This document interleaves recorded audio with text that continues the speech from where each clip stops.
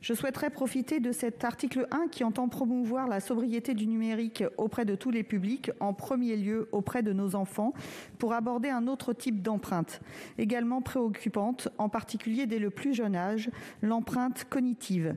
C'est l'un des thèmes de la formation à l'utilisation responsable des outils et à la compréhension des contenus. Rudi Reichstadt, membre de l'Observatoire des radicalités politiques et fondateur du site Conspiracy Watch, évoquait récemment la rencontre entre une offre idéologique complotiste mondialisée et des capacités matérielles historiques rendant possible sa propagation. À travers donc ce qu'on appellera très imprécisément les écrans, cette malinformation, cette surconsommation d'informations que nous pourrions comparer à de la malbouffe, a un coût cognitif, sanitaire et environnemental. Nos écrans sont les armes du crime idéal pour cambrioler notre attention. C'est ce que rappelait Gérald Bronner, sociologue, hier sur France Culture et dans son dernier livre « Apocalypse cognitive ». Membre du Conseil national de l'éducation nationale, il défend la piste éducative et l'apprentissage de l'esprit critique pour faire face à un marché totalement dérégulé. Reprendre notre souveraineté écologique et cognitive passera donc par une éducation ciblée et des mesures fortes préventives. Nous en rediscuterons à l'article 16. Dans le cadre de l'obligation d'éco-conception des services numériques, le décret pris en Conseil d'État devra prendre en compte cet impératif de protéger notre attention, notamment dans le cadre du référentiel général qui sera mis en œuvre. En conclusion, et c'est le sens de mon intervention, je pense qu'une attention préservée, mieux armée, mieux prévenue sera un levier indispensable à une consommation plus responsable et moins énergétivore. Merci, chers collègues. Madame Filleul, demande de parole sur l'article. Merci de me donner la parole. Monsieur le ministre, messieurs les rapporteurs, monsieur le président, une prise de parole pour insister sur l'intérêt d'une telle disposition à l'article 1er qui peut paraître symbolique mais qui a en réalité une grande importance. Si le numérique a permis de maintenir l'éducation et la formation de la jeunesse pendant la crise sanitaire, l'explosion de son utilisation n'est pas sans poser problème. C'est d'ailleurs l'objet de la PPL que nous examinons aujourd'hui. Tablettes, ordinateurs, smartphones, serveurs sont fabriqués à partir de métaux dont l'extraction faite dans des pays peu respectueux des normes environnementales et sociales, à un rythme qui mène à un épuisement de ces ressources, est extrêmement polluante. Par ailleurs, l'énergie nécessaire à leur chaîne de production est majoritairement fossile. Le numérique, c'est aussi une consommation électrique qui explose, avec 6 à 10% de la consommation électrique mondiale. Enfin, lorsqu'ils ne fonctionnent plus ou sont devenus obsolètes, les objets numériques deviennent des déchets très polluants et peu valorisés. Tout cela s'apprend et il est impératif que les jeunes aient conscience de l'ensemble de ces impacts environnementaux. C'est pourquoi l'école a un rôle majeur à jouer pour sensibiliser, éduquer à un usage mesuré et responsable du numérique. Éduquer est le meilleur investissement que nous puissions faire pour préserver notre planète. C'est pourquoi il faut intégrer dans la formation des enseignants un enseignement obligatoire à l'utilisation responsable des outils numériques. Je profite de cette prise de parole pour saluer également le travail du Sénat, celui de mon collègue Jean-Michel Houllegatte, mais également du président Chaise et le co-rapporteur M. Chevrollier, qui démontrent que notre Chambre est souvent à l'avant-garde des problématiques sociétales importantes. Merci Madame Filleul. S'il n'y a plus de demande de parole, nous passons à l'examen de l'amendement 46 rectifié. Il est présenté par M. Gold. Merci Madame la Présidente, Monsieur le Ministre, chers collègues. L'article 1er permet de sensibiliser les élèves des écoles, des collèges et des lycées à l'impact environnemental des usages du numérique et à la sobriété numérique. Alors qu'environ 80% de l'empreinte environnementale du numérique provient des terminaux, la limitation de leur renouvellement constitue une question centrale pour maîtriser cet impact. Sans entrer dans les détails techniques de leur fabrication, il nous semble utile que les élèves prennent conscience de l'impact environnemental des biens numériques qu'ils utilisent. Le présent amendement supprime la mention relative aux usages afin d'élargir la formation prévue à cette thématique et inciter les élèves à limiter le renouvellement de leurs terminaux et à adopter des comportements responsables dans leurs achats et des bonnes pratiques telles que l'entretien et la réparation des appareils ou encore le recours au réemploi. Je vous remercie. Merci, Monsieur Gold. Avis de la commission, monsieur le rapporteur. Oui, Madame la Présidente, la Commission a fait le choix de préciser que la sensibilisation à l'école prévue par article 1er doit porter sur l'impact environnemental des usages du numérique, afin de ne pas focaliser le contenu pédagogique sur la seule utilisation, c'est-à-dire ce que l'on fait avec l'appareil lorsqu'il est allumé. La notion d'usage, au contraire, permet de viser la façon dont on utilise physiquement l'appareil. Cette notion plus large englobe ainsi la mise en veille de ces équipements la nuit, le choix d'un matériel réparable ou reconditionné, le fait de limiter le renouvellement trop fréquent de ces équipements. Donc l'objet de votre amendement semble donc satisfait. C'est donc une demande de retrait ou à défaut un avis défavorable. Merci, monsieur le rapporteur. Monsieur le ministre, avis du gouvernement. Même avis, Madame la Présidente. Merci. Je mets donc aux voix l'amendement 46 rectifié avec 2 avis défavorables. Qui est pour? Qui est contre? Qui s'abstient? Il n'est pas adopté. Je mets aux voix l'article 1er. Qui est pour? Qui est contre? Qui s'abstient? Il est adopté. Article 2, amendement 4 rectifié. Monsieur Gold. Chers collègues, donc proposé par l'article 2, la généralisation des modules relatifs à l'éco-conception de services numériques au sein de la formation des ingénieurs en informatique est pertinente. Plus des 3/4 de l'empreinte environnementale du numérique provenant des terminaux. Il convient d'insister sur la formation des ingénieurs aussi en matière d'éco-conception des biens comportant des éléments numériques. Tel est l'objet du présent amendement. Si Monsieur Houllegatte, vous avez la parole. Merci Madame la Présidente. Donc l'article 2, et vous l'avez souligné, vise les formations d'ingénieurs en informatique. Et il poursuit donc l'objectif du développement de ce que l'on pourrait appeler une écologie du code. L'idée donc est que les futurs codeurs, nos futurs ingénieurs en informatique, puissent être formés à la sobriété numérique et plus particulièrement à l'éco-conception. Et d'ailleurs, je ferai remarquer que cet article, il est complètement en cohérence avec ce qu'on discutera tout à l'heure, l'article 16, qui oblige à l'éco-conception pour les fournisseurs de données les plus importants, mais qui aussi crée un référentiel. Donc il faut que ce référentiel, qui est une volonté politique, puisse être appliqué par des ingénieurs, d'où le fait que cet article concerne les ingénieurs en informatique. Et cet article ne vise pas les concepteurs et les fabricants de terminaux numériques, qui eux sont des ingénieurs, je dirais plutôt en électronique. Voilà, donc avis défavorable. Merci, monsieur le rapporteur. Monsieur le ministre, avis du gouvernement. Oui, Madame la Présidente, mon avis sera défavorable sur le présent amendement, mais je voulais juste profiter de cet élément pour du coup donner l'avis du gouvernement sur l'article, puisque nous avions eu l'occasion d'en discuter en commission.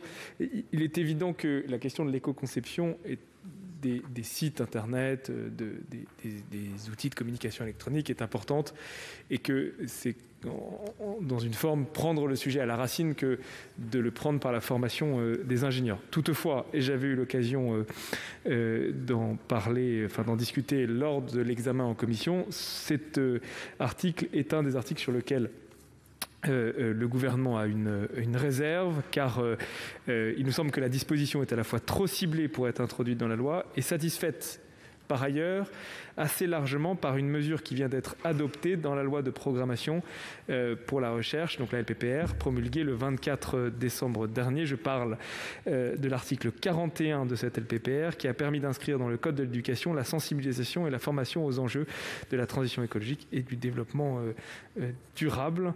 Il a été ainsi inséré un 4 bis après l'article 4 de l'article après le quatrièmement de l'article L123.2 du Code de l'éducation.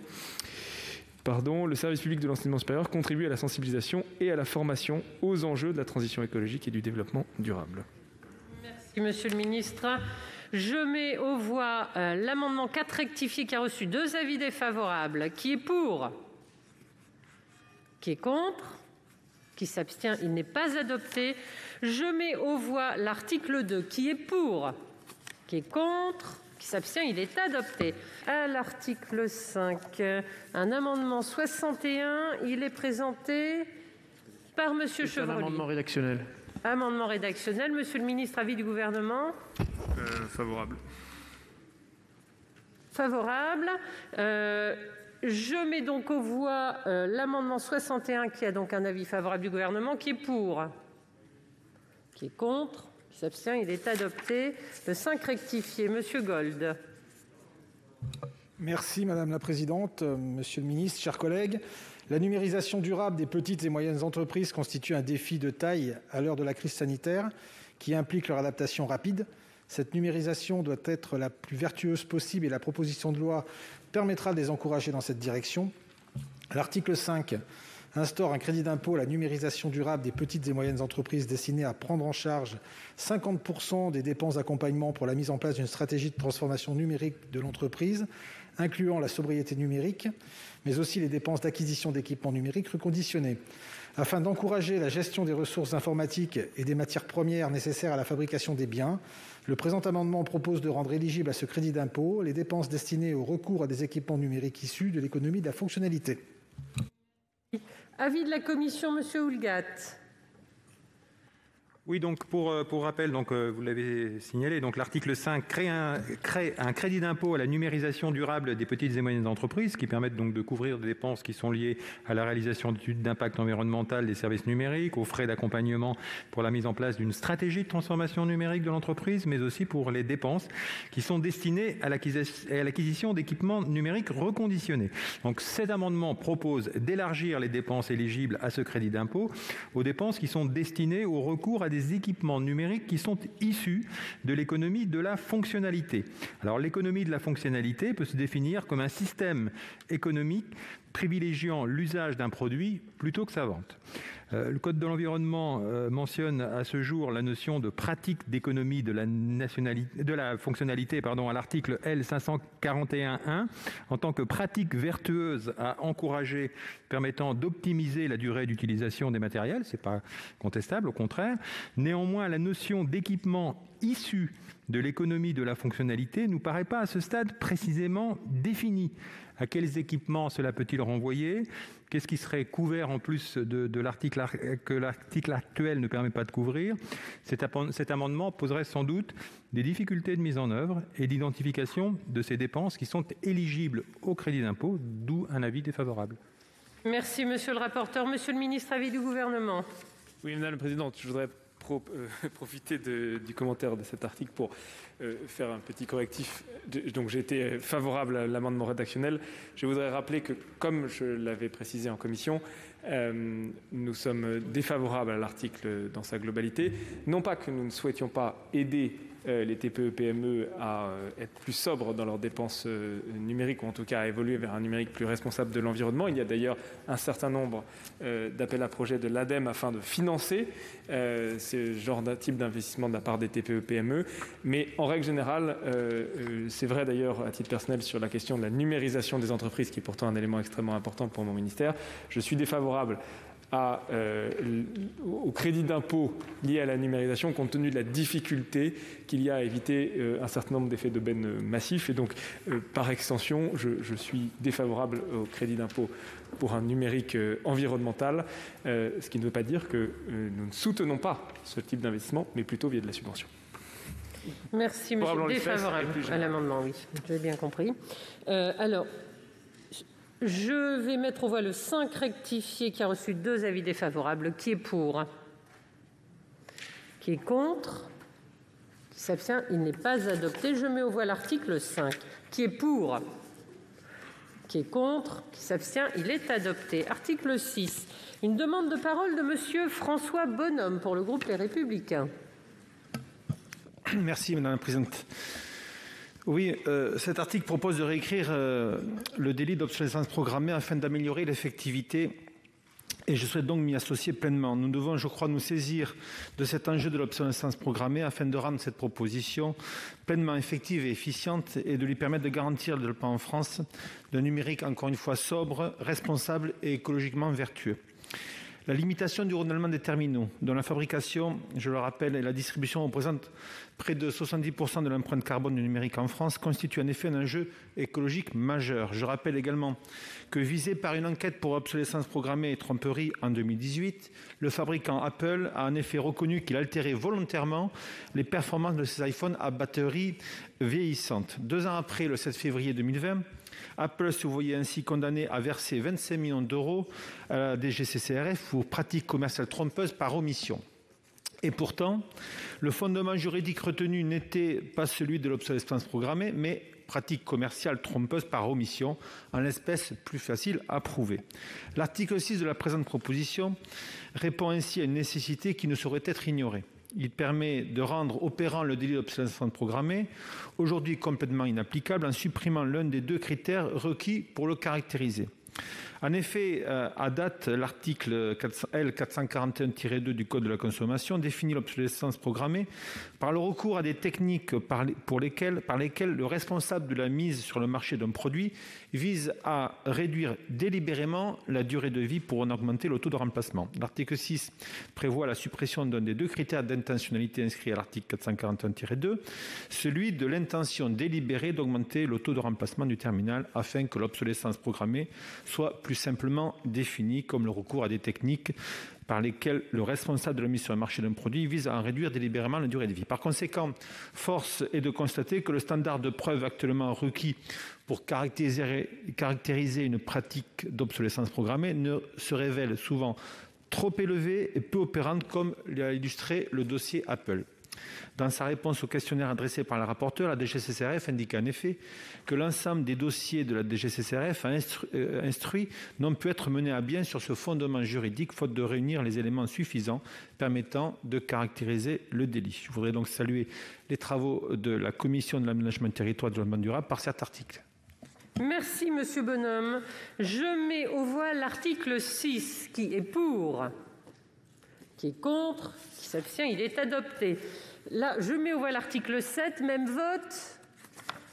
Il est adopté. Article 8. Amendement 49 rectifié. Présenté par Madame Carrère. Madame Carrère. Merci, Madame la Présidente. L'article 8 distingue les mises à jour nécessaires à la conformité du bien de celles qui ne le sont pas, afin de permettre à l'utilisateur d'installer les seules mises à jour qui n'entraveront pas le fonctionnement de son bien, le rendant prématurément obsolète.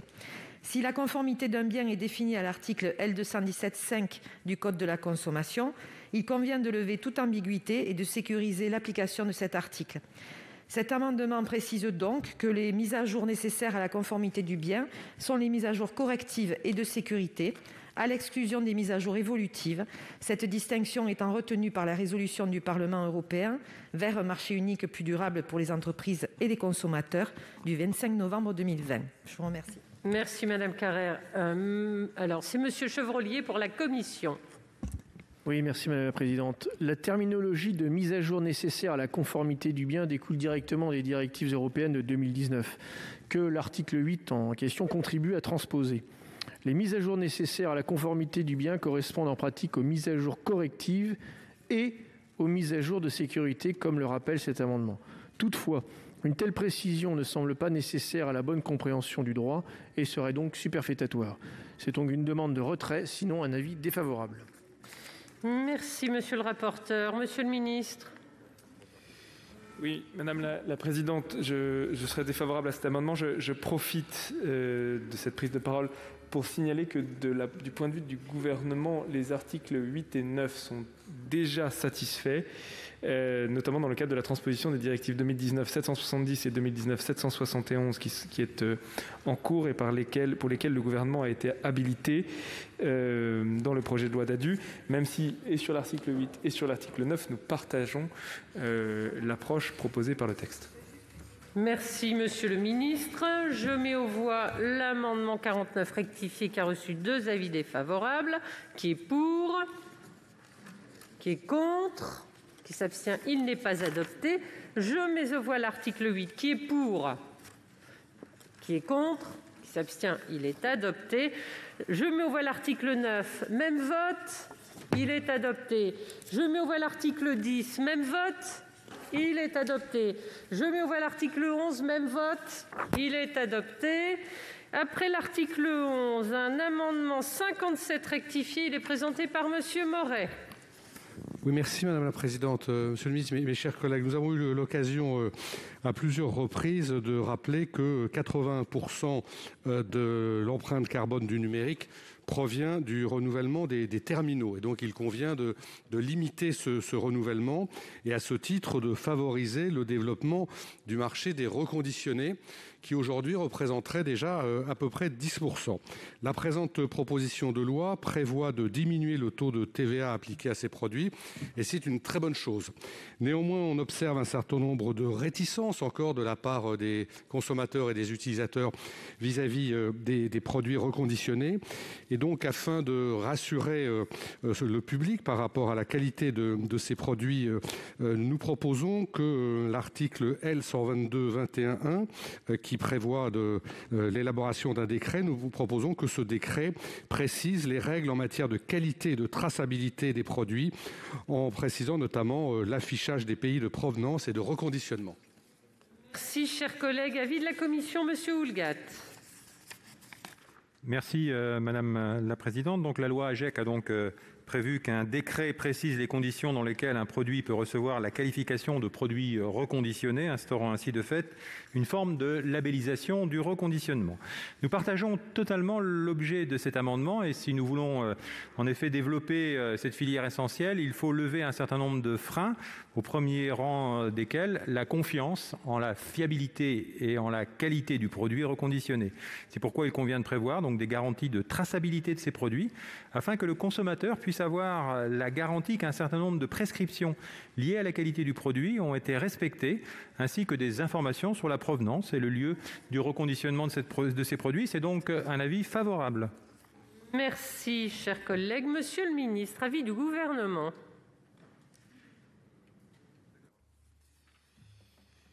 Oui, Madame la Présidente, le présent amendement propose de compléter l'article L122-21-1 du Code de la consommation qui prévoit que les conditions d'utilisation de la mention reconditionnée ou produit reconditionné sont précisées par décret.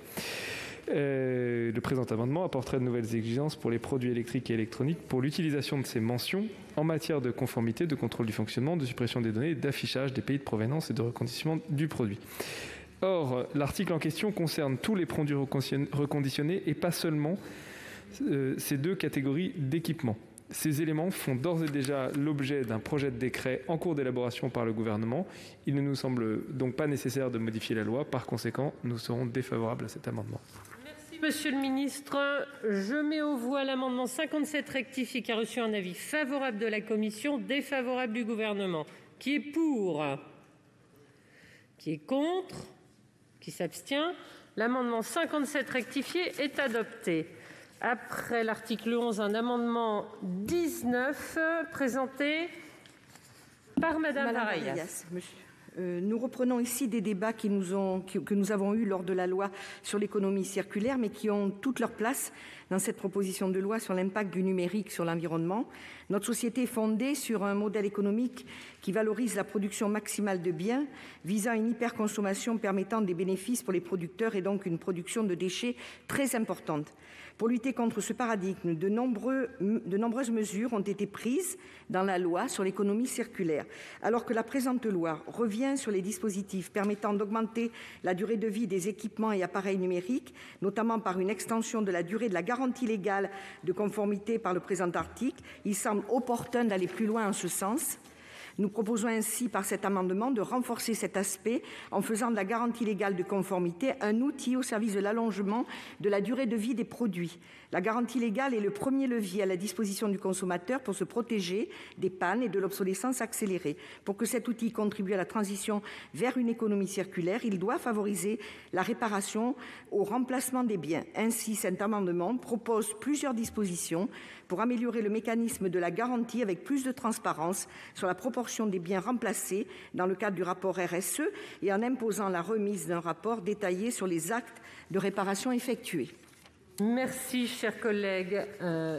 Avis de la commission, Monsieur Chevrollier. Oui, merci Madame la Présidente. Cet amendement vise par des moyens très hétérogènes à ce que la réparation soit privilégiée par rapport au remplacement dans le cadre de la garantie légale de conformité. Sur un premier point, la partie de l'amendement tend à ce que la réparation soit rendue prioritaire par rapport au remplacement. C'est en partie satisfait par les modifications introduites par la loi AGEC. La loi AGEC prévoit en effet qu'à compter de 2022, dès lors que le consommateur fera le choix de la réparation, mais que celle-ci ne sera pas mise en œuvre par le vendeur, le consommateur pourra demander le remplacement du bien, qui s'accompagnera dans ce cas d'un renouvellement intégral de la garantie légale de conformité. Il y a donc une incitation forte pour le vendeur à privilégier la réparation. Deuxième point, l'obligation de justification par écrit au client du fait que la réparation entraînerait un coût disproportionné introduirait une contrainte pour le vendeur, sans pour autant que le droit du consommateur soit réellement accru. Troisièmement, l'obligation de remise d'un rapport au client avec le détail des réparations effectuées et la nature des pièces détachées installées ne nous semble pas relever du cadre juridique relatif à la garantie légale de conformité. Il en va de même pour l'inscription de la proportion de produits remplacés, réparés ou remboursés dans le cadre du rapport RSE des entreprises. Nous émettons donc un avis défavorable. Merci, monsieur le rapporteur. Monsieur le ministre, avis du Gouvernement ? Identique. Donc, je mets aux voix l'amendement 19 qui a reçu 2 avis défavorables. Qui est pour ? Qui est contre ? Qui s'abstient ? Il n'est pas adopté. Toujours après l'article 11, nous avons un amendement 22 et c'est Madame Gréaume qui le présente. Merci Madame la Présidente. J'ai bien entendu concernant l'extension de garantie, notamment sur les réparations. Cet amendement propose, du moins par cet amendement, nous avions déjà soumis lors de l'examen de loi sur l'économie circulaire, la mise en œuvre d'une garantie générale de bon fonctionnement de 6 mois sur les biens réparés, en dehors de la garantie légale, donc c'est A+. Il s'agit ainsi d'aller au-delà de ce qui est actuellement prévu par la loi, c'est-à-dire en cas de réparation dans le cadre de la garantie de conformité, en une extension de celle-ci de 6 mois et la réinitialisation de la garantie en cas de remplacement. Nous estimons que le législateur peut aller encore plus loin. En effet, dans 60% des cas de panne, le consommateur n'essaye pas de faire réparer son produit. Pourtant, dans une économie circulaire, la réparation et le reconditionnement doivent être encouragés car ces solutions permettent d'allonger la durée de vie des produits et sont vertueuses sur le plan environnemental.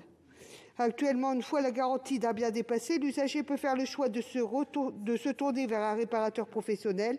Toutefois, à la suite d'une réparation, une défaillance peut survenir sans aucune protection juridique pour le client, ce qui peut le dissuader d'avoir recours à cette solution. Nombre de réparateurs indépendants offrent déjà une garantie de 3 mois à leurs clients. Afin de généraliser cette pratique, de protéger les consommateurs et de les inciter à réparer leurs produits plutôt qu'à en racheter un neuf, une garantie légale sur les actes de réparation professionnelle doit pouvoir être offerte pendant au moins 6 mois par tous les réparateurs. Merci. Merci Madame Gréaume. Monsieur Houllegatte, pour l'avis de la Commission. Oui, alors, sauf à s'y méprendre, mais cet amendement nous semble déjà satisfait. En effet, l'article 22 de la loi AGEC prévoit déjà qu'à compter du 1er janvier 2022, tout produit qui sera réparé dans le cadre de la garantie légale de conformité bénéficiera d'une extension de cette garantie de 6 mois. Donc, c'est une demande de retrait, sinon un avis défavorable. Merci, monsieur le rapporteur. Monsieur le ministre, même avis ? Même avis. Je mets aux voix l'amendement. Il est retiré ? Il est retiré. Alors, après l'article 11, un amendement 21, et c'est Madame Varayas qui le présente. Par cet amendement, nous souhaitons renforcer les dispositifs prévus sur l'indice de réparabilité. Nous proposons ainsi d'aller au-delà en permettant une information systématique du consommateur sur la durée de vie programmée du produit. Il s'agit de 2 informations complémentaires nécessaires à la bonne information du consommateur, lui permettant de faire des choix éclairés, de favoriser l'achat de biens durables et réparables. Merci, chers collègues. Avis de la Commission, Monsieur Chevrollier. Oui, Madame la Présidente, l'information sur la durée de vie programmée du produit viendrait s'ajouter à l'indice de durabilité devant entrer en vigueur en 2024. Par souci de clarté, il ne nous semble pas pertinent de multiplier les sources d'information pour le consommateur. Par ailleurs, je note que la rédaction de cet amendement conduirait à imposer cette obligation à l'ensemble des équipements électriques et électroniques, et pas seulement aux équipements numériques, seuls concernés par cette proposition de loi. C'est donc une demande de retrait, sinon un avis défavorable. Merci, monsieur le rapporteur. Monsieur le ministre, même avis. L'amendement est bien maintenu. Je le mets donc aux voix avec 2 avis défavorables. Qui est pour? Qui est contre? Qui s'abstient? Il n'est pas adopté. Toujours après l'article 11, un amendement 18. C'est M. Lahellec qui le présente. Oui, merci Madame la Présidente. Par cet amendement, nous souhaitons que soit mis en œuvre un réel compteur d'usage sur certains produits et notamment sur les équipements électroniques et numériques. Aujourd'hui, les compteurs d'usage ne sont pas obligatoires et nous considérons que ce serait un plus, une garantie, que de pouvoir compter sur ces compteurs d'usage. En tout cas, les dispositions actuelles nous semblent très insuffisantes. Nous pensons donc que le compteur relève de la nécessaire transparence de l'information sur la durée de vie des produits, participant ainsi à la lutte aussi contre l'obsolescence programmée. C'est ainsi donc que nous proposons cet amendement. Merci de votre attention. Merci, cher collègue. Avis de la commission, Monsieur Houllegatte. Oui, alors la mise en place, cet amendement semble poser plusieurs difficultés. D'abord, premièrement, la mise en place d'un compteur d'usage pourrait s'avérer particulièrement complexe. Un dispositif aussi lourd, s'il devait être mis en place, devrait impérativement être harmonisé au niveau du marché unique. Nous ne sommes donc pas favorables à un dispositif national. Notons cependant que dans une résolution du 25 novembre 2020, le Parlement européen s'est prononcé en faveur de la mise en place de compteurs d'usage au niveau européen. Donc il pourrait donc être intéressant de porter ce sujet à cette échelle. Donc c'est un amendement d'appel. Et puis par ailleurs, la rédaction de l'amendement tel qu'il est fait à l'heure actuelle conduirait à introduire un compteur d'usage sur les équipements numériques, mais aussi sur les appareils électroménagers qui ne sont pas visés par la proposition de loi. Puis enfin, je dirais en complément qu'il y a aussi des compteurs, non peut-être pas des compteurs d'usage, mais des compteurs de temps passé sur les écrans qui commencent à être mis en œuvre. Alors ça, cette fois-ci, de façon volontaire par certains opérateurs ou par certains fabricants d'équipements, mais donc c'est pour nous un avis défavorable. Merci, monsieur le rapporteur. Monsieur le ministre. Oui, Madame la Présidente. Avis défavorable. Je mets aux voix l'amendement 18 qui a reçu 2 avis défavorables. Qui est pour? Qui est contre? Qui s'abstient? Il n'est pas adopté. À l'article 12, un amendement 60. Il est présenté par monsieur Houllegatte. C'est un amendement rédactionnel. Merci, monsieur le ministre. Avis du gouvernement. Oui, Madame la Présidente, il ne s'agit évidemment pas d'être défavorable à l'amendement en tant que tel, mais il nous semble que cet article est déjà satisfait, car déjà prévu dans la loi AGEC, car la proposition vise la fixation d'objectifs spécifiques de recyclage, de réemploi et de réparation pour certaines catégories d'équipements numériques. Elle est articulée avec les avancées opérées, je le disais, par la loi AGEC relative au fonds de réemploi et de réutilisation ainsi qu'au fonds réparation. Et je tiens à annoncer devant la Haute Assemblée que ces mesures seront intégrées dans les cahiers des charges des éco-organismes DEE en 2021. Il nous semble d'ailleurs essentiel de laisser le temps au dispositif de se mettre en place et d'analyser leur efficacité avant de modifier ces règles. C'est pourquoi nous serons défavorables à l'article et partant à cet amendement rédactionnel. Merci, monsieur le ministre. Je mets donc aux voix l'amendement 60 de la commission. Qui est pour? Qui est contre? Qui s'abstient? Il est adopté.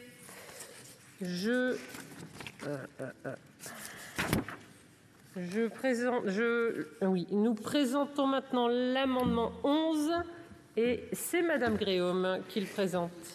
Cet article prévoyait initialement des objectifs spécifiques de recyclage, de réemploi et de réparation pour certaines catégories d'équipements numériques fixés par les cahiers des charges des éco-organismes de la filière des déchets d'équipements électriques et électroniques. L'entrée en vigueur de tels objectifs a été décalée par la Commission en 2028, soit dans 7 ans. Pour justifier de ce report, cet amendement s'appuie sur les évolutions législatives nombreuses apportées par la loi relative à l'économie circulaire. Certes, de nouvelles obligations sont imposées.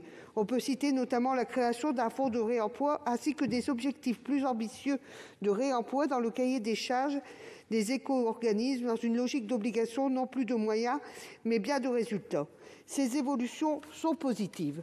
Pour autant, et alors que cet article impose simplement une déclinaison spécifique pour les terminaux numériques, dont le niveau de collecte est de recyclage, de réemploi et de réparation sont aujourd'hui insuffisants, nous ne voyons pas bien pourquoi un tel temps d'adaptation est octroyé. Un nouvel agrément tenant compte des évolutions législatives et réglementaires liées à la loi relative à la lutte contre le gaspillage et à l'économie circulaire est prévu pour le 1er janvier 2022.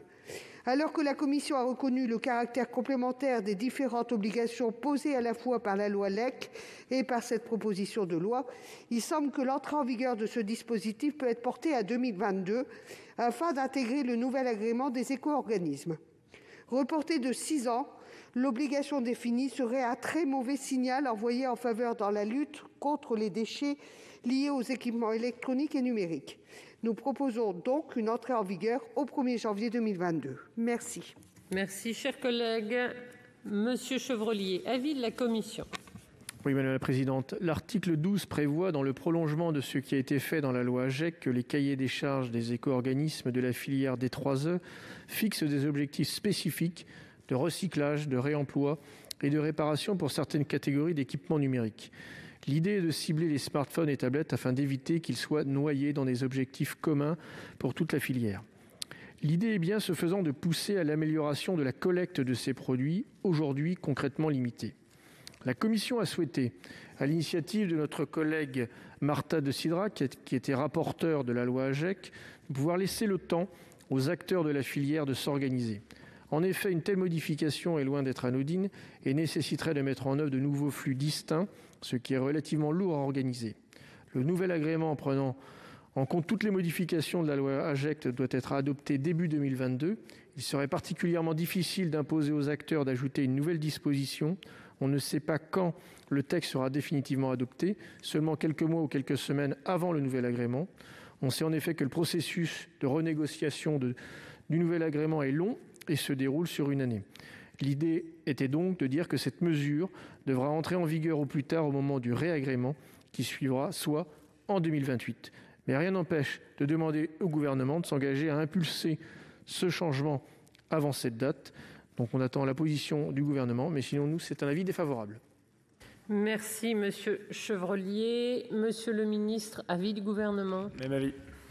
Avis défavorable du gouvernement. Je mets donc aux voix l'amendement 11 qui reçoit 2 avis défavorables. Qui est pour ? Qui est pour ? Oui. Qui est contre ? Qui s'abstient ? Il n'est pas adopté. Je mets aux voix l'article 12. Qui est pour ?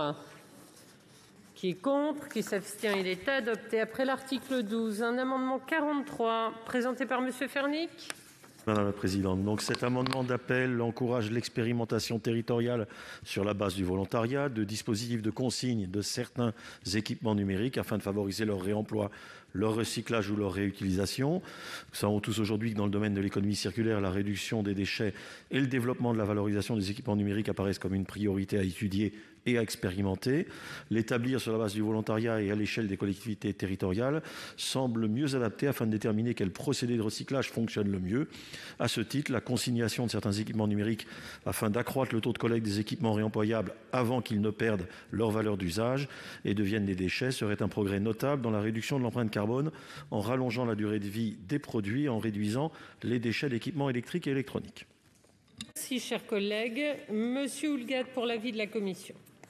Merci Madame la Présidente. Donc, cet amendement prévoit que des expérimentations peuvent être lancées sur la base du volontariat par les collectivités pour développer donc des dispositifs de consigne pour certains équipements numériques. En premier lieu, les collectivités peuvent d'ores et déjà aujourd'hui prévoir ce type de mesures, soit par exemple en partenariat avec des entreprises ou avec l'éco-organisme en charge de la collecte de ces équipements, soit par exemple par un système de gratification que rien ne leur interdit à ce jour de déployer. En outre, pour ce qui est de la consigne à proprement parler, comme le prévoit l'amendement, son utilité n'est pas forcément avérée pour des produits qui ont encore de la valeur marchande, comme les téléphones portables par exemple, qui sont davantage captés par la filière économique du réemploi. Et ce sujet d'ailleurs avait déjà été traité par le biais du rapport Blandin-Longeau il y a maintenant donc quelques années. Donc c'est un avis défavorable. Pardon. Merci monsieur le rapporteur. Monsieur le ministre. Même avis, Madame la Présidente. Avis défavorable. Je mets aux voix l'amendement 43 qui vient de recevoir.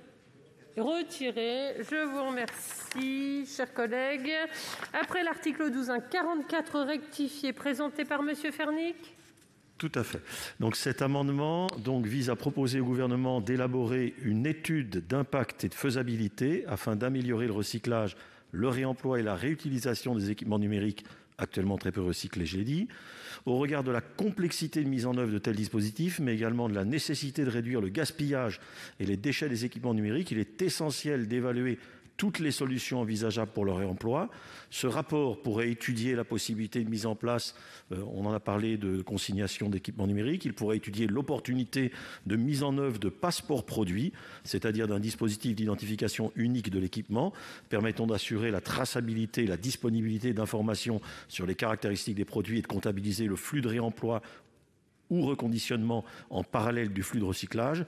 À ce titre, dans son plan d'action d'économie circulaire pour une Europe plus propre et plus compétitive, la Commission européenne annonce la mise en place de passeports numériques. Enfin, ce rapport pourrait étudier l'installation, l'élargissement d'un dispositif de collecte des déchets d'équipements électriques ou électroniques dans certains magasins. Donc une étude sur la faisabilité de mise en œuvre de tous ces dispositifs paraît très opportune pour une mise en œuvre efficace du recyclage des équipements numériques. Merci, chers collègues. Monsieur Chevrollier, avis de la commission. Merci Madame la Présidente. Vous proposez un rapport sur le recyclage, le réemploi et la réutilisation des équipements numériques. La question de la structuration d'une filière de recyclage des terminaux numériques ainsi que les enjeux de développement du réemploi et de la réutilisation de ces biens sont essentiels pour limiter le renouvellement excessif. Une fois n'est pas coutume, nous vous proposons un avis favorable. Merci, chers collègues. Monsieur le ministre. Oui, Madame la Présidente, il nous semble que le sujet qui est évoqué aujourd'hui, à travers cet amendement, a déjà été abordé lors de l'examen de la loi AGEC, avec une mesure concrète de prime au retour plus adaptée aux équipements numériques plutôt que de consigne qui n'est pas adaptée à ce type d'équipement en raison de la durée de vie de ces produits. Nous serons donc défavorables. Merci. On est au 44 rectifié.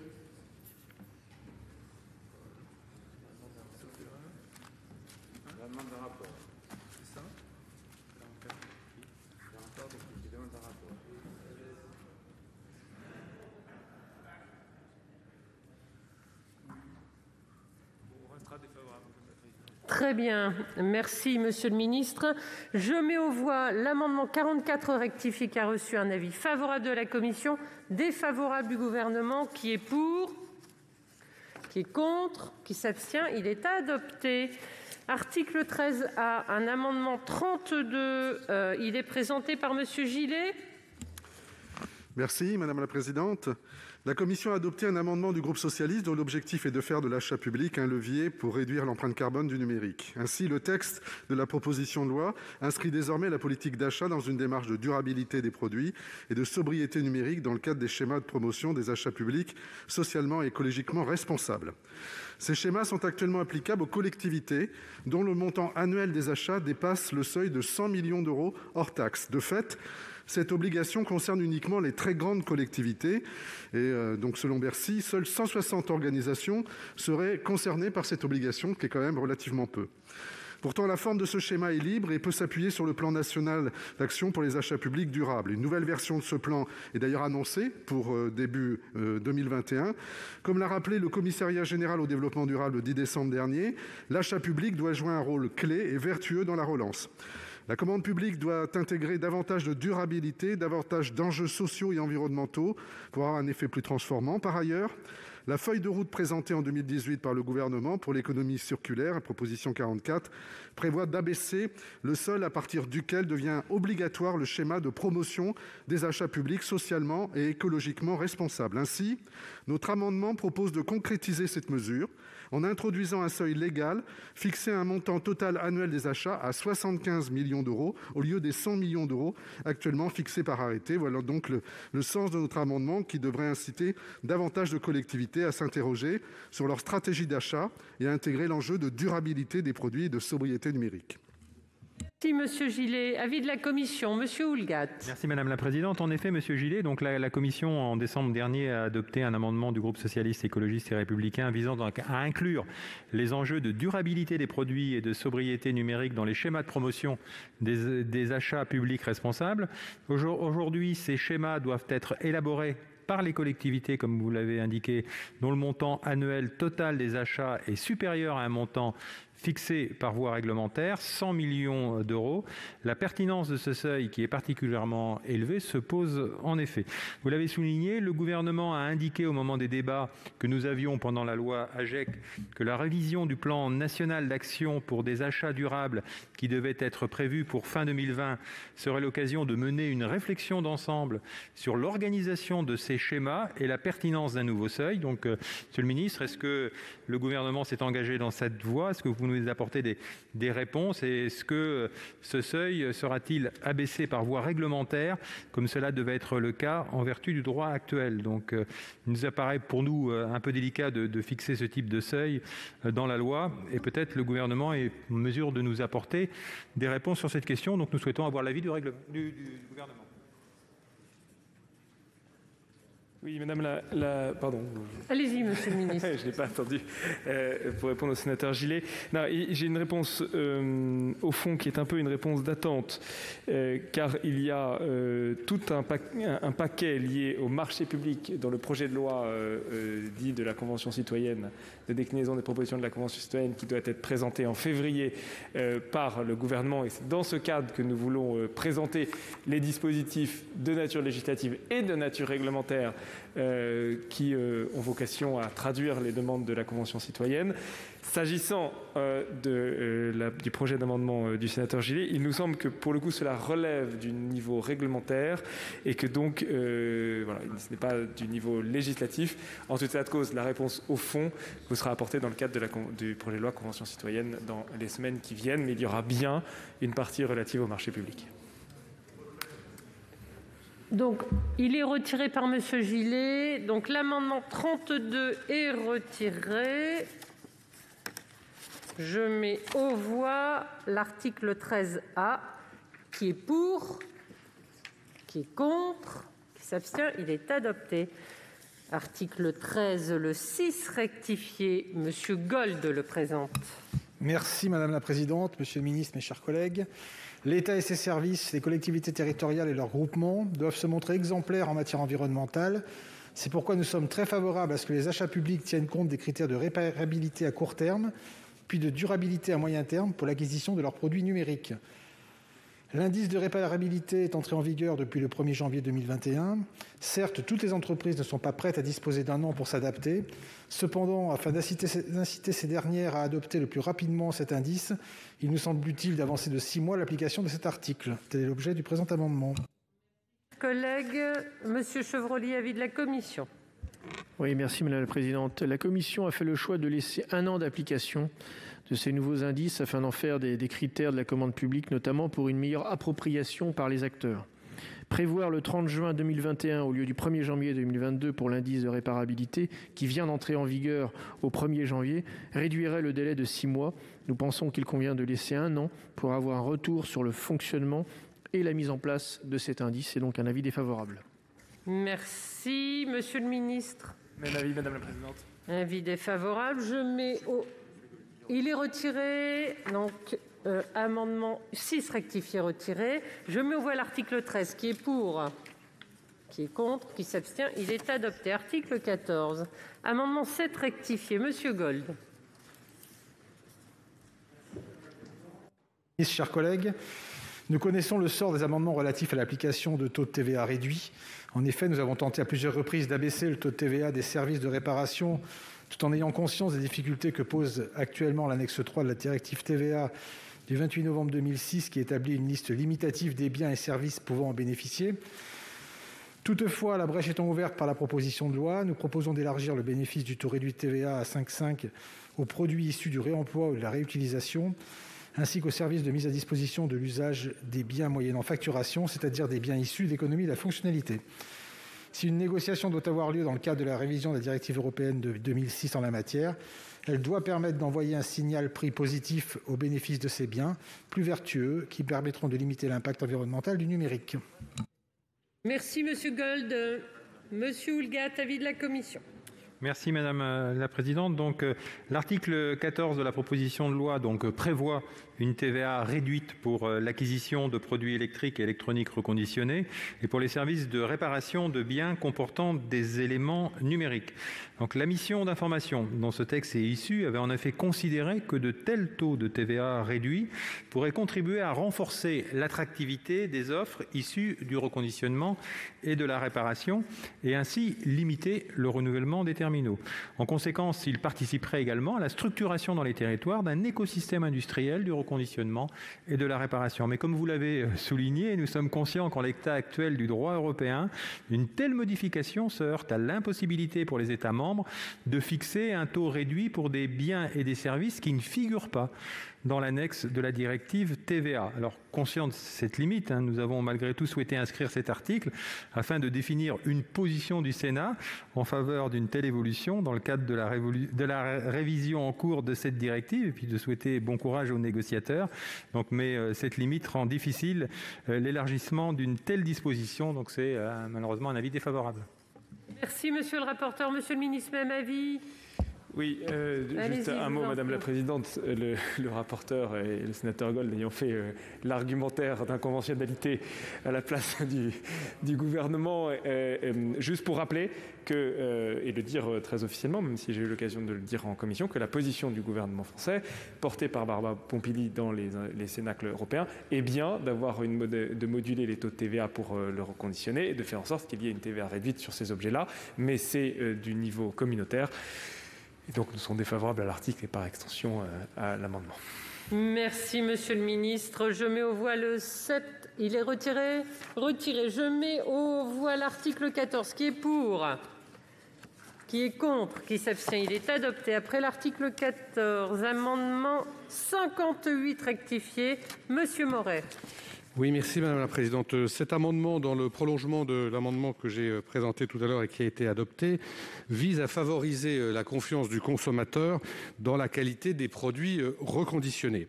Et donc, il propose que l'indice de durabilité qui a été créé par la loi contre le gaspillage et pour l'économie circulaire, indice qui doit entrer en application le 1er janvier 2024, ne s'applique pas seulement aux produits neufs, mais également aux produits reconditionnés, là encore pour améliorer la confiance des consommateurs dans les produits reconditionnés.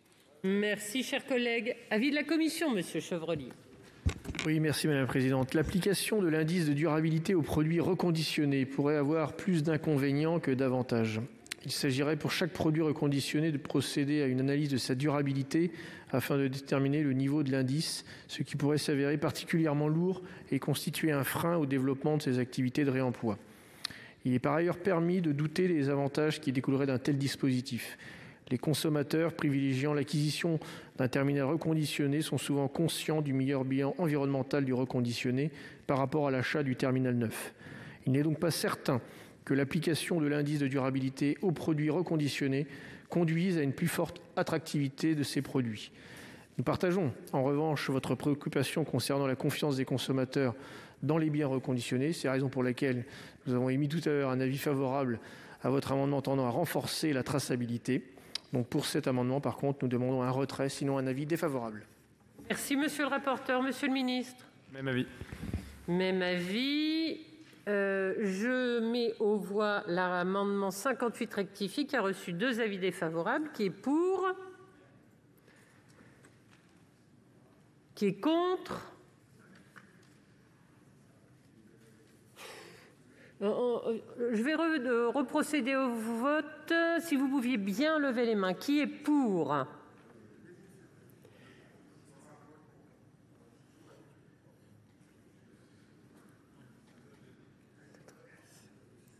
C'est bon. Qui est contre ?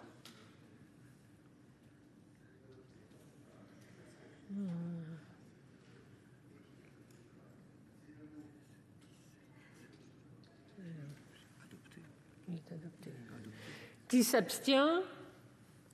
Il est adopté. Après l'article 14, un amendement 41 rectifié quater présenté par Monsieur Chaize. Oui, Madame la présidente, Monsieur le ministre, mes chers collègues, le présent amendement vise à rendre explicite l'exclusion de l'obligation de rémunération pour copie privée les produits reconditionnés dont les smartphones et ordinateurs ayant déjà fait l'objet d'une première mise sur le marché en Europe. En effet, le paiement de la rémunération pour copie privée est collecté sur les produits neufs lors de leur mise en circulation en Europe. Or, un produit ne peut faire l'objet que d'une seule mise en circulation au sens de l'article 1245-4 du Code civil. Ainsi, cette rémunération ne devrait pouvoir s'appliquer aux produits reconditionnés qui proviennent d'Europe, puisque la redevance ne doit être payée qu'une seule fois sur un même produit. En outre, l'application de cette obligation aux produits reconditionnés ferait peser une menace sur un secteur en développement et apportant une contribution majeure à l'essor d'une économie numérique plus circulaire et plus vertueuse. Enfin, si ces produits numériques reconditionnés devaient être soumis à cette redevance, le coût supplémentaire serait supporté par les consommateurs eux-mêmes et pourrait favoriser l'achat de produits neufs à faible coût, mais de moindre qualité technique et de plus fort impact environnemental, plutôt que l'achat de produits reconditionnés en Europe. Cela provoquerait un double coût en ces temps de crise, une perte de pouvoir d'achat pour les Français et un frein de développement des solutions environnementales vertueuses. Merci, Monsieur Chaize. Avis de la commission, monsieur le rapporteur. Merci, Madame la Présidente. Donc, cet amendement, comme l'a souligné Monsieur Chaize, vise à exonérer du paiement de la rémunération pour copie privée les équipements numériques reconditionnés qui sont issus de produits ayant déjà fait l'objet d'une première mise sur le marché en Europe et qui ont déjà donné lieu à ce titre à une telle rémunération. Pour l'heure, selon les informations dont nous disposons, les biens reconditionnés n'ont jamais fait l'objet de prélèvements à ce jour au titre de la rémunération pour copie privée. Pour autant, nous avons appris que cela a été envisagé par la commission qui est chargée de déterminer les types de supports qui entrent dans le champ de la rémunération. Il nous semble donc qu'un amendement exonérant les biens reconditionnés du paiement de la rémunération pour copie privée ne conduirait pas à une perte de recettes pour le monde de la culture à ce jour. Il s'agit tout au plus d'une perte de recettes hypothétique. Alors la question se pose et va sans doute faire débat. Est-il pertinent que les biens reconditionnés contribuent au financement d'activités culturelles ? Il nous semble que répondre par l'affirmative à cette question serait quelque peu contradictoire avec les objectifs de la proposition de loi, et M. Chaize l'a développé dans son amendement. On ne peut pas vouloir stimuler l'essor des activités de reconditionnement, objectif que nous partageons tous dans cet hémicycle, et accepter dans le même temps que ces activités soient taxées. Ce n'est pas un sujet anecdotique pour les reconditionneurs. L'application de la rémunération pour copie privée à un smartphone de 250 € pourrait conduire, selon nos informations, à un prélèvement d'environ 10 €. Autrement dit, cet assujettissement annulerait presque intégralement la baisse des taux de TVA sur les biens reconditionnés que nous avons souhaité à l'article 14. De plus, il faut noter que cet amendement n'empêcherait pas le prélèvement sur les biens reconditionnés en dehors des frontières européennes. L'exonération ne porterait en effet que sur les biens reconditionnés dont les smartphones et ordinateurs ont déjà fait l'objet d'une première mise sur le marché en Europe. L'amendement permettrait donc de renforcer la compétitivité des activités de reconditionnement nationales et européennes aux dépens du reconditionnement extra-européen. Donc c'est donc un avis favorable, considérant que selon les informations dont nous disposons, les biens reconditionnés n'ont jamais fait l'objet de prélèvement à ce jour au titre de la rémunération pour copie privée. Et nous aimerions bien avoir la confirmation de Monsieur le Ministre sur ce point. Merci, Monsieur le rapporteur. Monsieur le Ministre, avis du Gouvernement.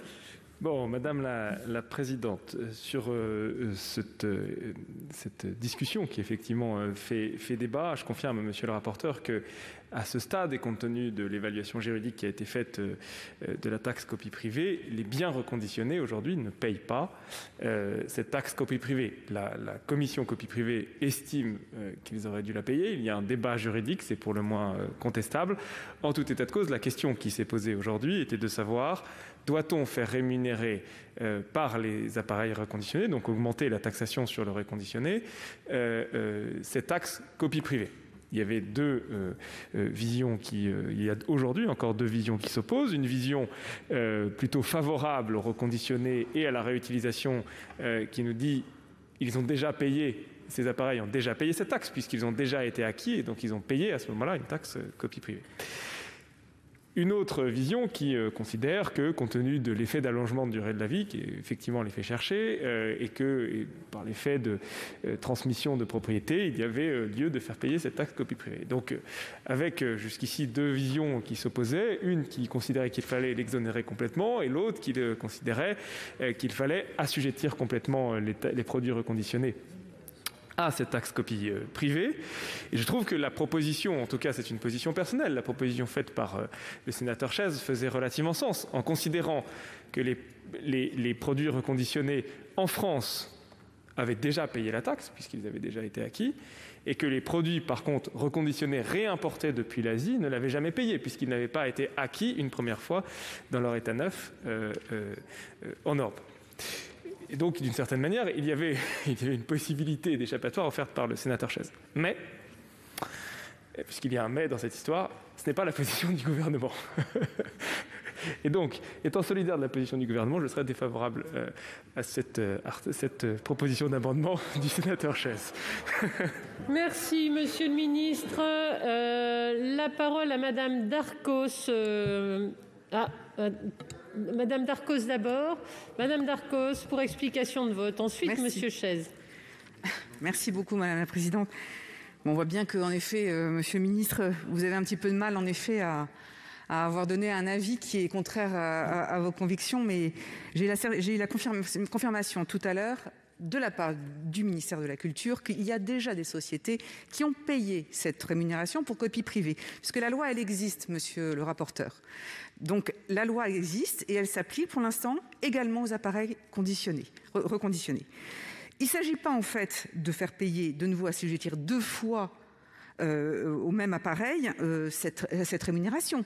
Mais ces appareils reconditionnés vont avoir potentiellement une deuxième vie, et donc avec un nouvel utilisateur et avec toutes les fonctionnalités d'origine. Ce manque à gagner, qui est calculé par le ministère de la Culture et par les acteurs, est de 20 millions d'euros. Alors, ce que m'avait dit, parce qu'on a discuté quand même avec M. Chaize, puisque nous sommes amis, et depuis 2 jours, nous échangeons beaucoup sur cette question. Quand vous aviez, c'est parce que ça devenait très chaud depuis 2 jours, mais sinon nous discutons toujours de bonne camaraderie.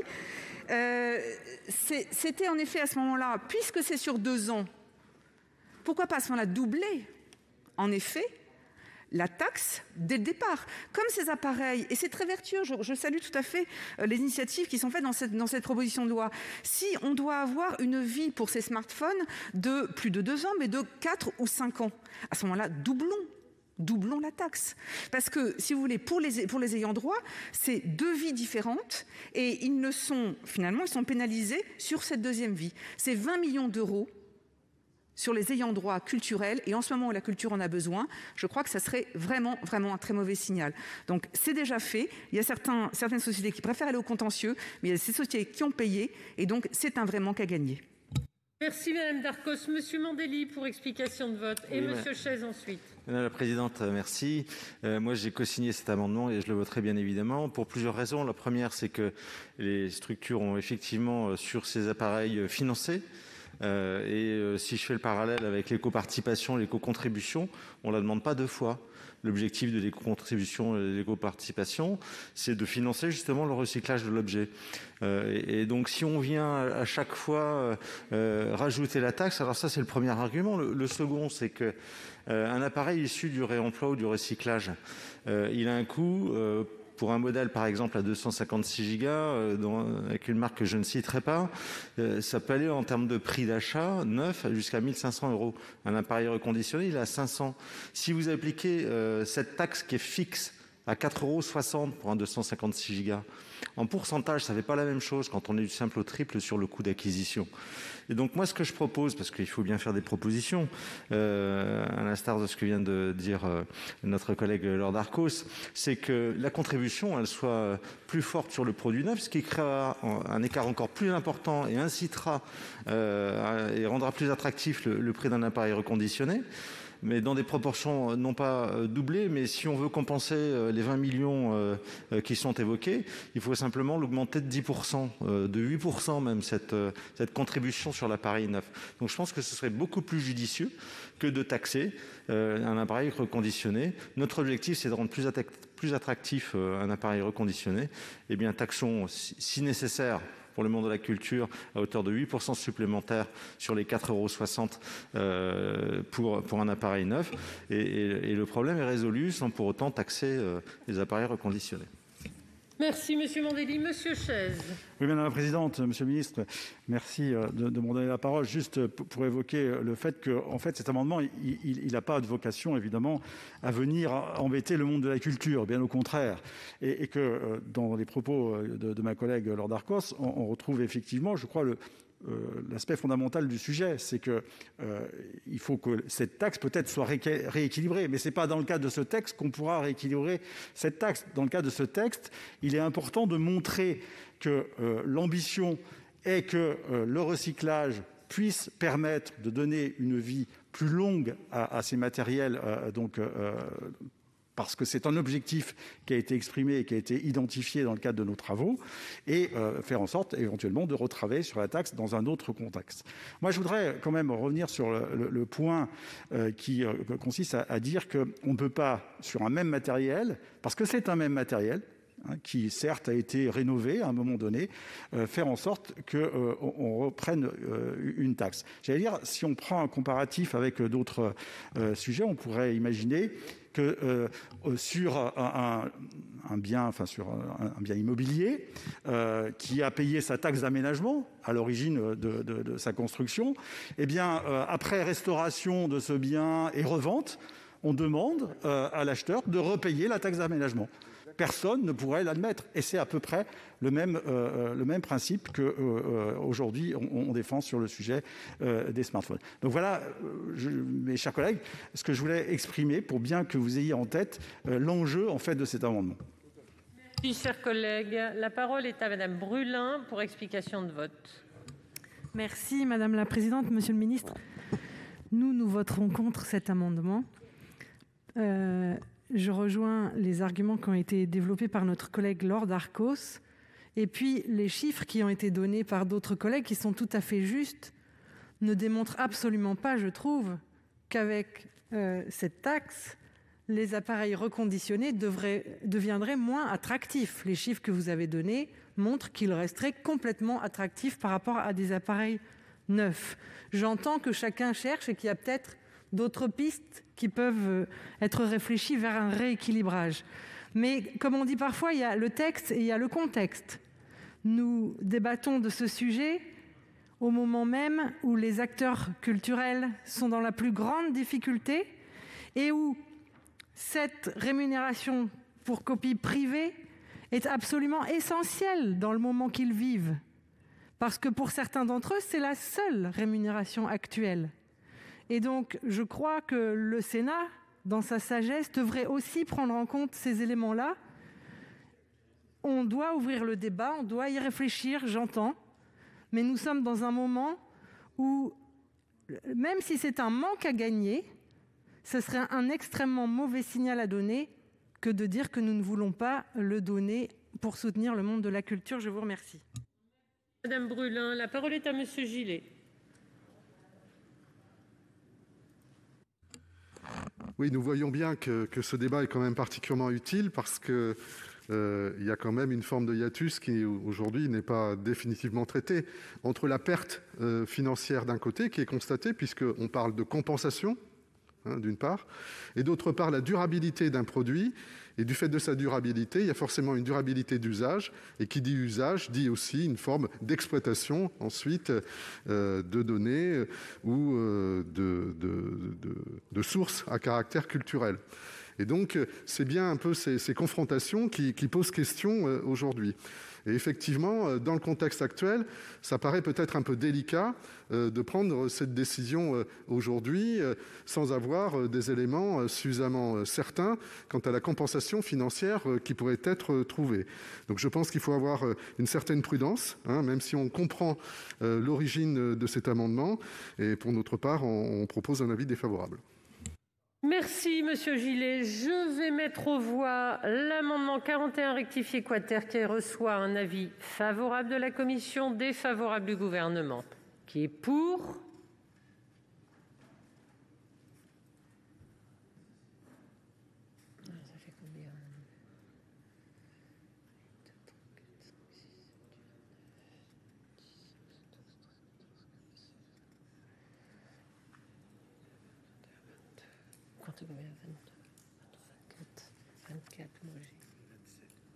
D'accord. Ouais. Qui est contre ?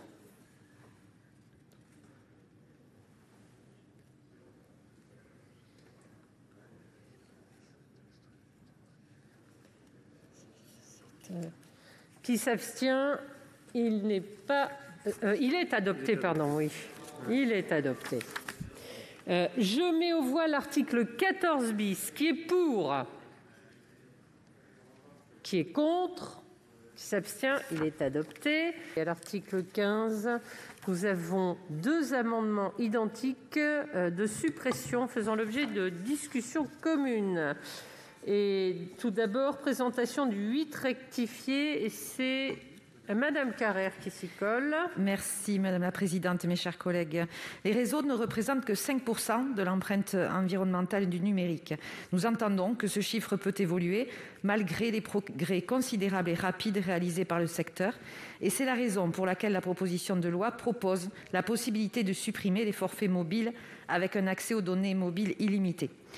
D'un côté, l'effet de cet article sur l'empreinte environnementale du numérique sera marginal, alors qu'il sera bien réel pour les ménages précaires et pour nos concitoyens qui ne disposent pas d'une connexion fixe ou Wi-Fi. Cette mesure sera indolore pour les ménages les plus aisés, ce qui réduira son efficacité. Alors que la couverture en très haut débit s'améliore progressivement, que nos concitoyens accèdent enfin à la 4G dans certains territoires, on leur ferait payer plus chèrement leur forfait. Le groupe RDSE s'oppose à cet article inéquitable, susceptible de creuser la fracture numérique. De surcroît, nous rejoignons la position de l'ancien président de l'ARCEP, M. Sébastien Soriano, pour qui, et je le cite, « la nécessaire sobriété du numérique ne doit pas s'entendre comme la limitation des échanges en ligne. La crise a montré combien ces échanges étaient cruciaux à la vie de la nation et nulle autorité ne pourrait s'ériger en juge des bons ou des mauvais usages dans la démocratie. La profusion d'Internet doit rester une source inépuisable de vitalité, d'expression et d'innovation. » Il ne s'agit donc pas de dire qu'il ne faut rien faire face à l'augmentation de la demande de la consommation des données, mais nous préférons privilégier la pédagogie à la contrainte et à l'application d'une disposition pénalisante pour l'ensemble des utilisateurs, sans égard pour le contexte de l'utilisation des réseaux mobiles. Pour toutes ces raisons, nous proposons donc la suppression de cet article. Je vous remercie. Merci Madame Carrère. La parole est à maintenant pour l'amendement numéro 12. C'est Madame Varaya qui le présente.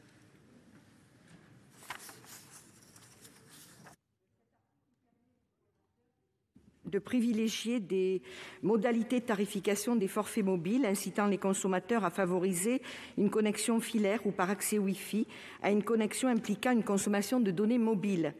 Celui-ci est donc censé s'articuler avec l'article 13 de la loi LEC qui prévoit que le consommateur soit informé dès 2022 de la quantité de données consommées et des émissions de gaz à effet de serre correspondant à cette consommation. Très concrètement, l'entrée en application d'un tel article engagerait une pénalisation des consommateurs en fonction de leur consommation.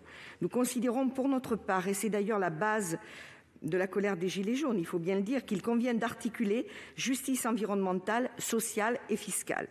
Ainsi, la voie de la pénalisation financière pour en appeler à des comportements écologiquement vertueux nous semble un chemin acceptable pour nos concitoyens, a fortiori en pleine crise du Covid-19, alors que nombre d'entre eux doivent faire face à des difficultés financières accrues.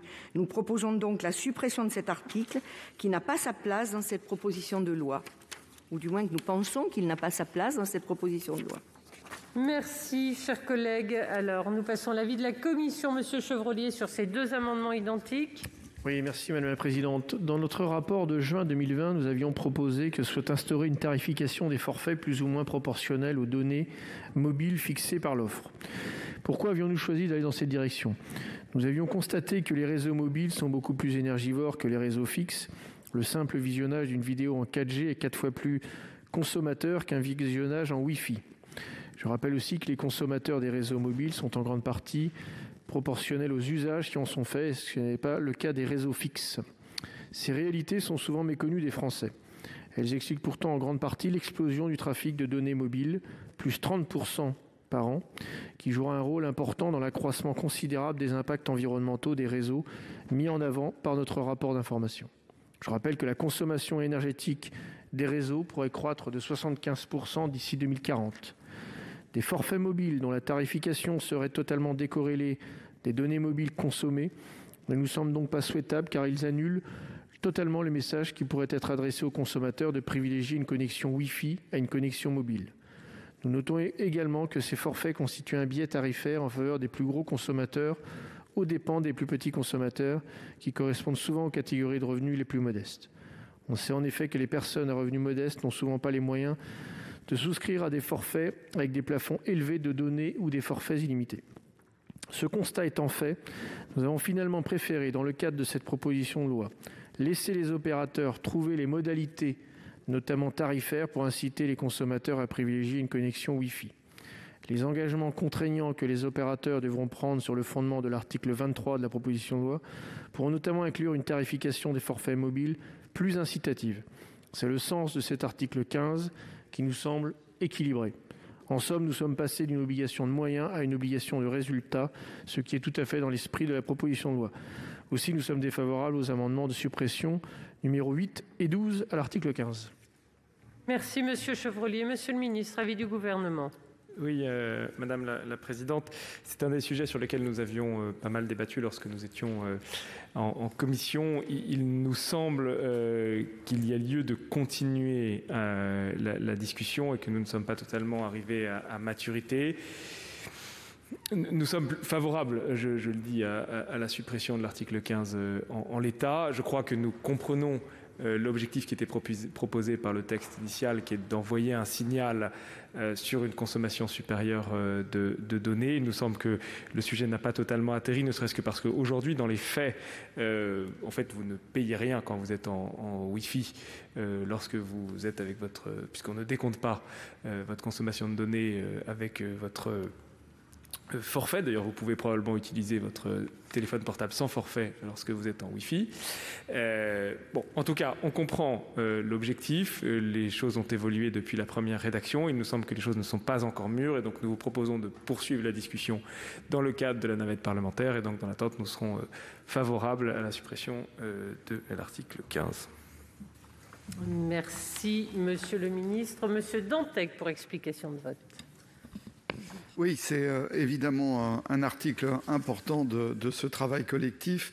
Je crois qu'il y a une erreur d'analyse de penser que le forfait illimité profite aux ménages modestes. C'est l'inverse. C'est totalement l'inverse. Le forfait illimité, c'est une machine infernale. Le forfait illimité, ça veut dire que ceux qui font des offres de programmes, des offres de services, ont toujours intérêt à proposer l'offre de service la plus performante sans regarder du tout la quantité de data. Derrière, ça amène à la situation que nous connaissons de devoir investir en urgence sur la 5G, en tout cas ça nous est expliqué comme ça, alors qu'on a encore des territoires qui sont très loin de la 3G, parce que, monsieur le ministre, je vous ai entendu tout à l'heure avec votre exemple d'agriculteur breton qui probablement doit capter au moins la 4G pour pouvoir optimiser ses pesticides, mais nous, on préférait qu'il passe en bio, il optimiserait encore plus. Mais surtout, moi, je peux vous dire qu'à Gourin, cet été, je ne pouvais pas envoyer un texto dans le centre-ville. Et que finalement, le fait qu'on ait des forfaits limités fait qu'on a toujours besoin de tuyaux plus gros, que ça va, comme l'a très bien dit le rapporteur Chevrollier, amener à une explosion des consommations énergétiques liées aussi au réseau, même si aujourd'hui c'est moins que pour les terminaux, et la machine ne s'arrêtera pas. La machine ne s'arrêtera pas. Plus d'investissement, ça veut dire que demain, tous les forfaits seront plus chers parce qu'il va falloir payer en permanence cet investissement. Donc c'est une erreur majeure de ne pas s'attaquer au forfait illimité et ça sera contre les territoires les plus fragiles et contre les ménages modestes. Donc socialement, il faut s'attaquer au forfait illimité. Merci, Monsieur Dantec. Monsieur Chaize pour explication de vote. Merci, Madame la Présidente. Juste peut-être pour expliquer l'origine de ces articles. On a vécu collectivement, le 15 mars, un confinement. À cette occasion, j'ai pu suivre avec l'ensemble des opérateurs ce qui se passait sur le terrain. Et qu'est-ce qui s'est passé sur le terrain? En 2 jours, les débits transités sur les réseaux ont doublé. Ce qui a d'ailleurs créé une petite crainte, voire plus, de l'ensemble des opérateurs et de tout l'écosystème. Qu'a proposé l'Arcep? Alors j'entends que Sébastien Soriano a pris des positions que je ne m'explique pas, mais qu'a proposé l'Arcep à ce moment-là?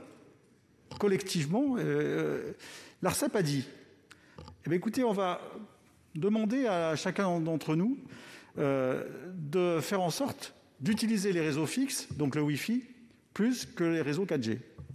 On va faire en sorte de demander aux éditeurs de contenu de limiter les débits de transit pour passer plutôt en mode standard plutôt qu'en mode HD. C'est-à-dire qu'est-ce qu'on a fait? On a essayé effectivement, par l'utilisation, de faire en sorte de limiter les consommations.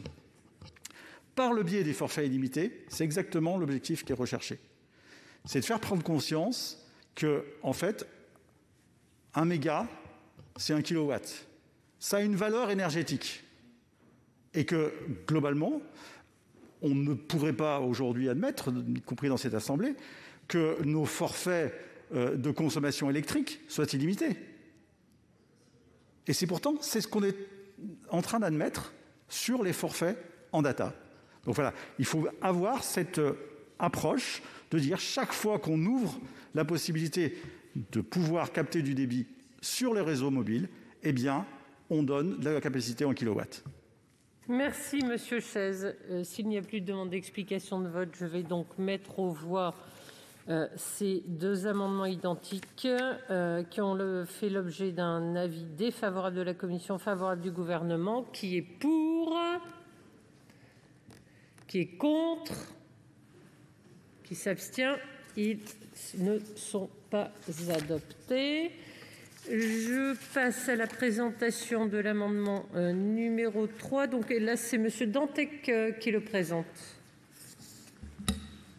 Oui, donc cet amendement est la conséquence logique de la démonstration que nous avons commencée sur l'amendement précédent, et notamment les propos extrêmement pertinents de Patrick Chaize sur le fait qu'effectivement, c'est quasiment un des seuls domaines où les gens n'ont pas à regarder leur consommation. Pour l'eau, pour l'électricité, pour l'ensemble des autres domaines, on demande à chacun d'être responsable et de connaître son impact. Ici, justement, il ne connaît pas son impact. Simplement, la formulation actuelle est quand même extrêmement timorée parce que peuvent privilégier, dans le peuvent, il y a à peu près toutes les possibilités. Je ne suis même pas sûr que dans la loi, les conditionnels sont vraiment souhaitables. Et donc, pour que la loi soit beaucoup plus claire et en écho à la démonstration que nous venons de faire, nous vous proposons donc de transformer peuvent privilégier par privilégie, ce qui serait beaucoup plus clair et totalement cohérent avec la discussion précédente.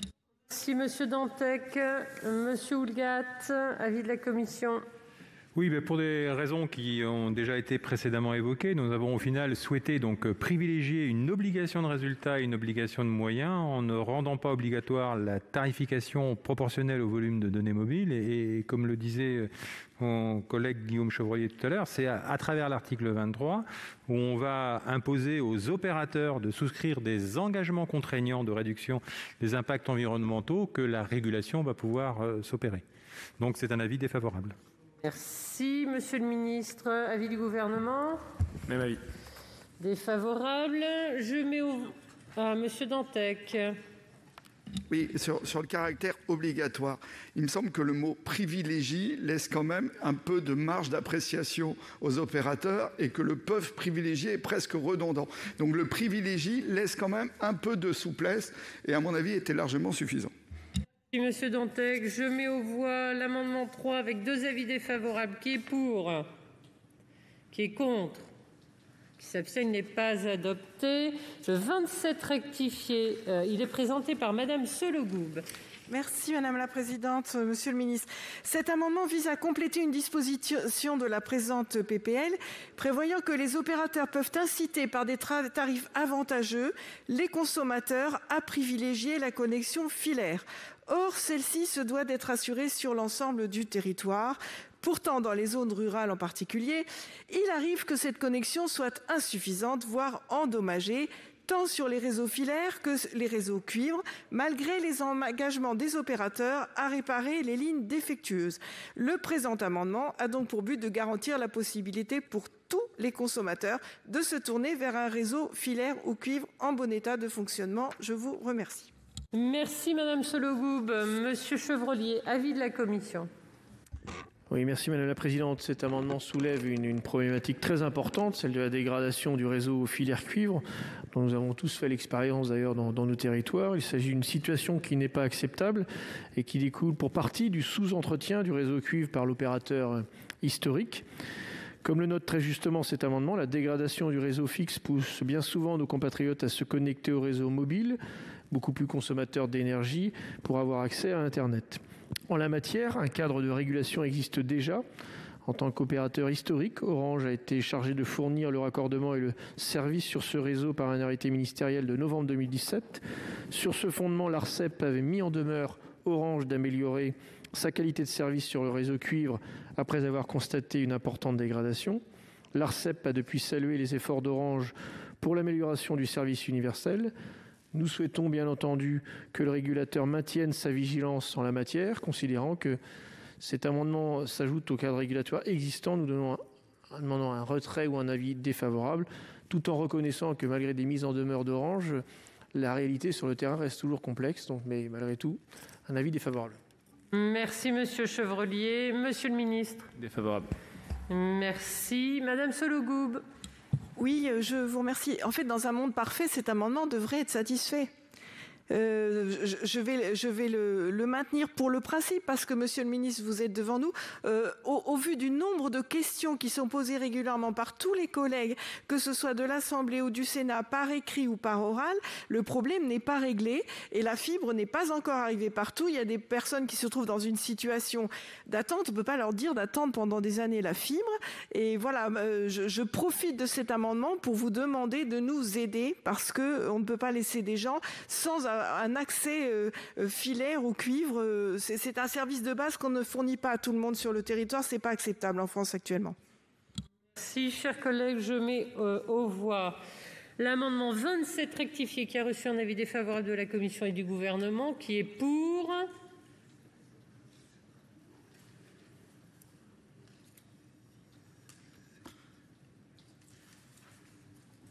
Qui est contre?